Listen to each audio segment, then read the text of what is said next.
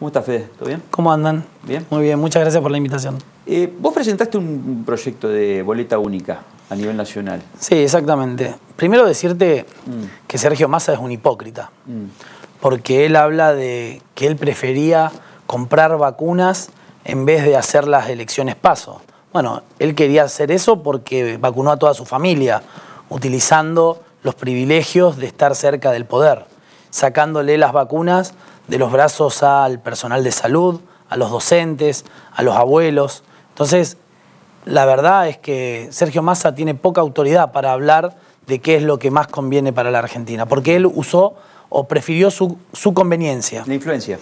Después, sí, yo presenté un proyecto de boleta única, creo que es un sistema que ayudaría mucho a mejorar la transparencia del proceso electoral en la Argentina, que se aceleraría los tiempos, pero además es mucho más ecológico porque se evitan toneladas de imprimir toneladas de papel, de la utilización de toneladas de papel, y además en este contexto de pandemia restringir muchísimas personas que se tengan que movilizar. Ustedes saben muy bien, y quienes nos están viendo también lo saben, que una elección significa una movilización de fiscales, de apoderados, de personas que controlan el comicio, y la boleta única lo restringiría muchísimo. Entonces, la verdad es que si el gobierno realmente estaría preocupado por la cuestión sanitaria en la cuestión electoral, digo... ¿Hay margen para una posibilidad de neolemas? La última vez que se utilizó esto fue en el 2003, cuando fue la elección de... No, bajo ningún punto de vista. No hay ningún tipo de posibilidad, ni siquiera que nos sentemos a charlar con el gobierno de una posibilidad de neolemas, pero además nosotros le hemos planteado al gobierno que la agenda de la gente hoy es muy lejana a lo que está planteando el gobierno. Mientras hoy los santafesinos, los argentinos están preocupados por ver si llegan a fin de mes, ver si no pierden su trabajo, ver si pueden recuperar su trabajo.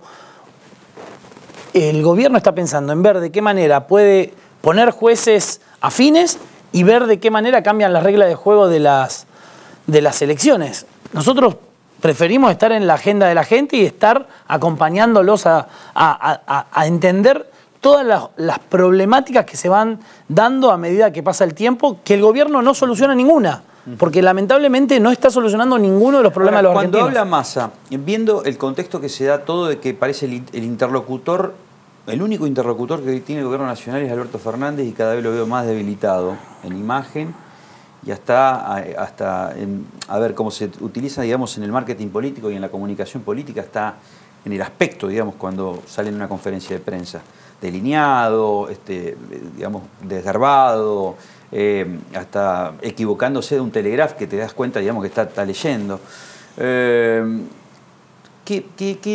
¿Cuál es el juego que están haciendo, digamos, dentro de ese frente de todos, que para mí hoy termina siendo un anhelo? Era un anhelo, digamos, de que Massa más Cristina, más o la Cámpora, más Máximo, más todos iban a terminar juntos, y al final hay mucho fuego amigo. Mira, el gobierno claramente tiene un conflicto interno terrible, como hace mucho tiempo no se veía. Creo que desde la época de la Rúa no se veía algo similar, y la situación interna es cada día peor. Y el poder del presidente es cada vez peor, cada vez menos, pero con mucha responsabilidad del propio presidente. Porque además esa responsabilidad se basa en que perdió el apoyo de la ciudadanía. Mientras nos decían quédate en casa y estaba el profesor Alberto Fernández con las filminas, se empezaban a tomar medidas contra las libertades individuales, avalando la liberación de presos, yendo contra la propiedad privada, atacando la justicia.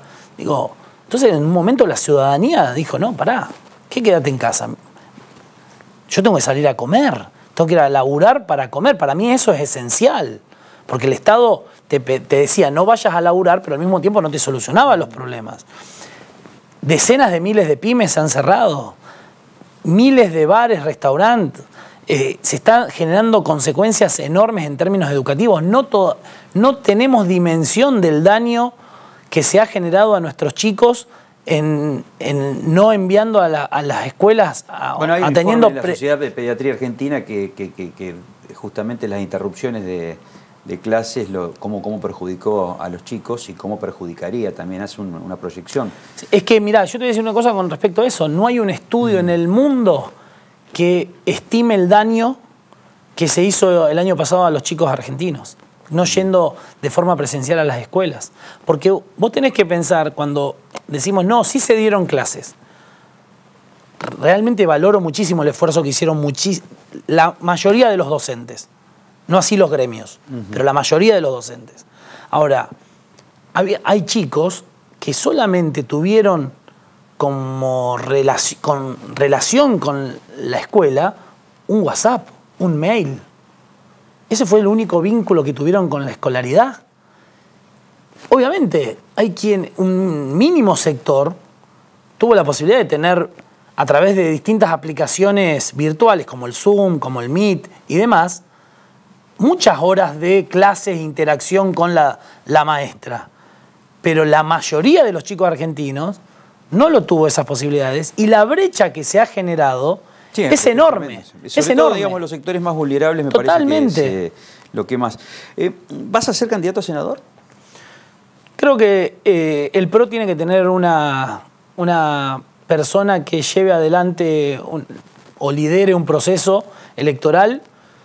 Puedo ser yo, puede ser otro, pero estoy convencido que dentro de Juntos por el Cambio el PRO tiene que ser cada vez más fuerte y obviamente estamos pensándolo sin lugar a dudas. Porque a ver, vos sos el vicepresidente a nivel nacional del PRO y la cuestión pasa por también cómo es el juego de los radicales, ¿no? O sea, yo ya lo hemos hablado, digamos, en otra oportunidad, esta sociedad que se está haciendo política entre Roy y López Molina, que antes pertenecía a tu grupo de trabajo, estaban siempre juntos y con José Corral, pero también hay muchos radicales que le quitan el cuerpo a Corral.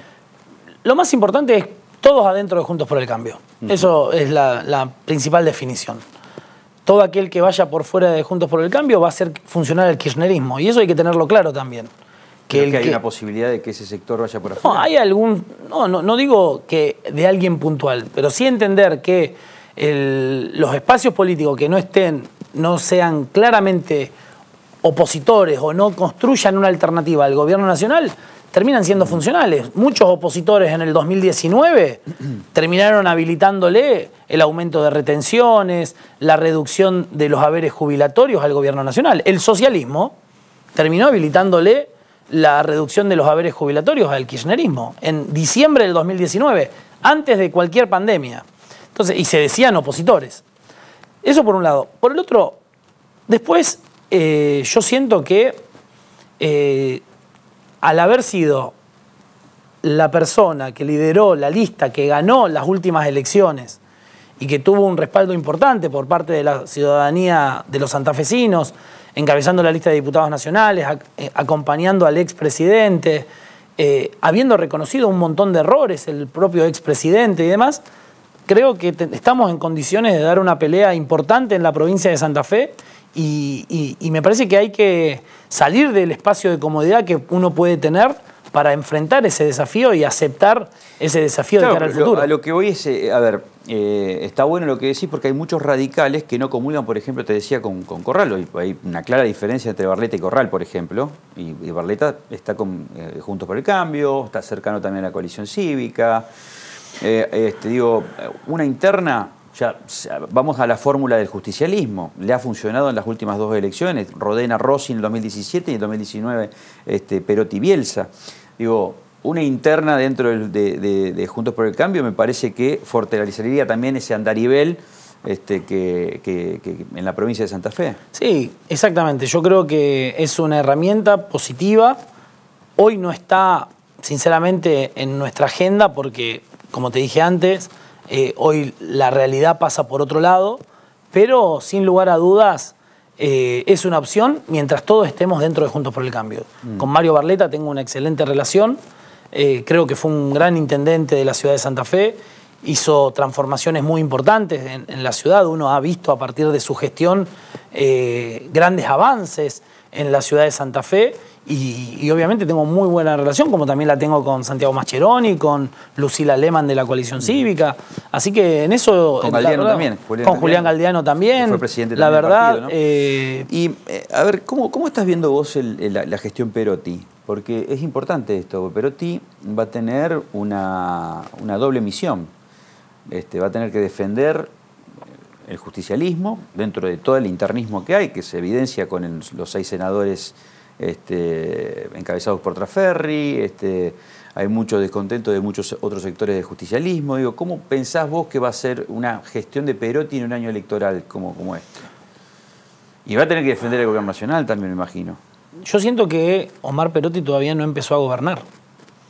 La verdad es que la provincia está paralizada. ¿Qué título?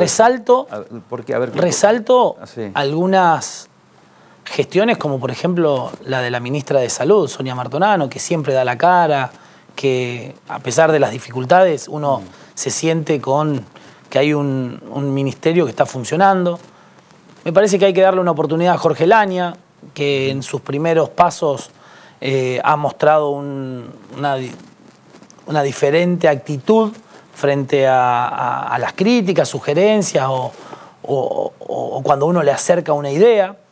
Pero la verdad es que la gestión de Omar Perotti en la mayoría de las áreas no está activa, no está presente, no funciona.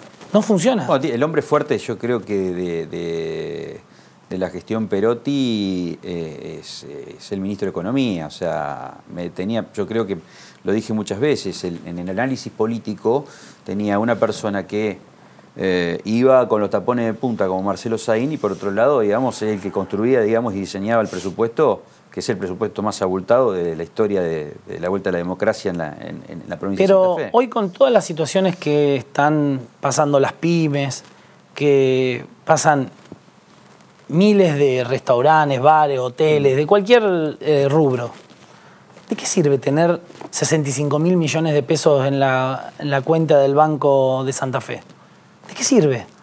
O sea, yo estoy totalmente de acuerdo que no hay que malgastar los recursos, pero en una situación en donde los santafesinos necesitan acompañamiento, que son recursos de los santafesinos esos, ¿de qué sirven? ¿Qué los está guardando? ¿Para las elecciones? Mientras tanto se sufre un montón los santafesinos, mientras él lo quiere utilizar los últimos 3 meses.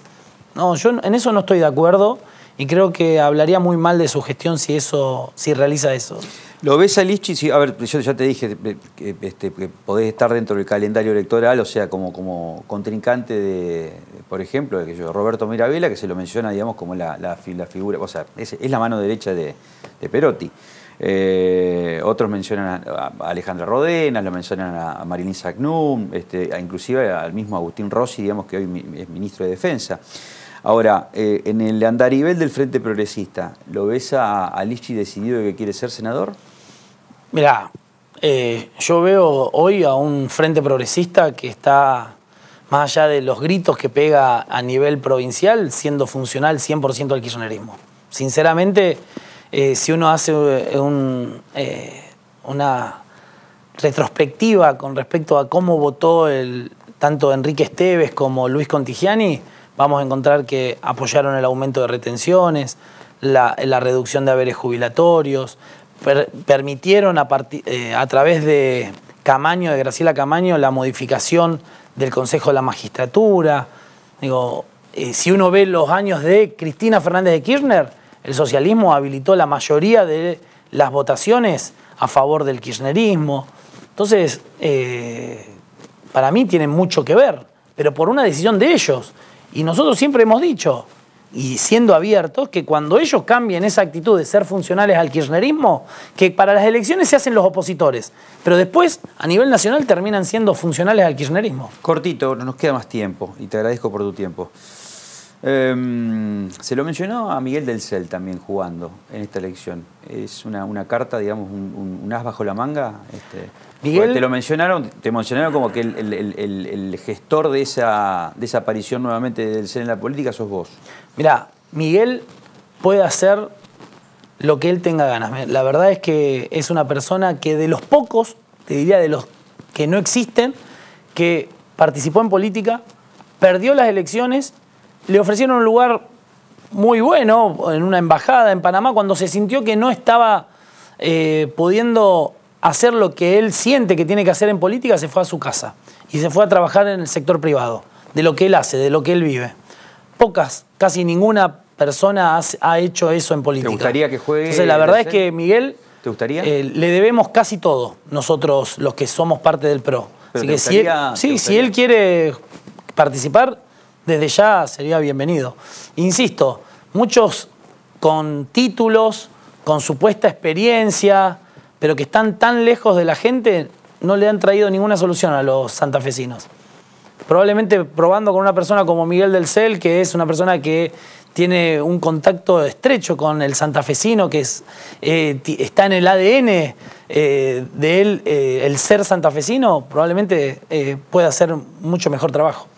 Gracias, Federico. No, por favor, muchas gracias a ustedes.